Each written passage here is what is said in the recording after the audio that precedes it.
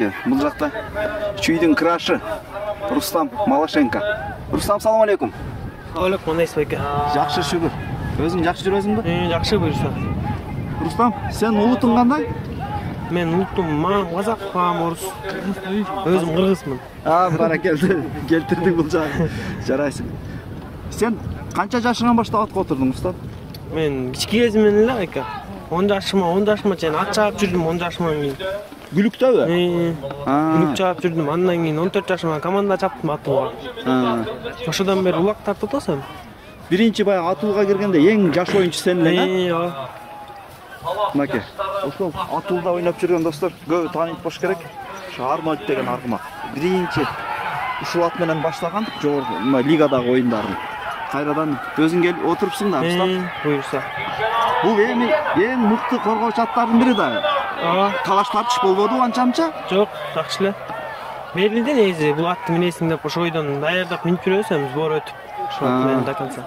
Жок. Чоңдор талашпадыбы? Жок, талашкан деле жок. Жакшы эле. Жакшы экен. Кандай болуптур? Баягы бунун үстүндөгү балбандары көп. Ар ким минди өзгөрдү. Ат өзгөрбөптүрбү? Жок, ат ошондой эле экен. Өзүң үйрөткөндөй эле. Ошондой эле экен.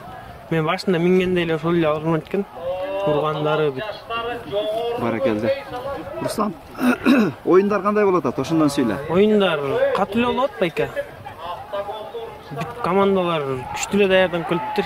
Баары эле утабыз деп келгенде. Оюндар аябай эле катуу болот. Эми сенин азыр позицияң коргоочу 100%. Ооба, 100% коргоочу.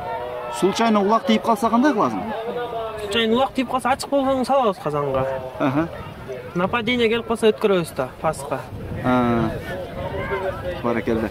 Өзүң эми салып эле жүрөсүң да казанга. Сага кандай ыкма жагат?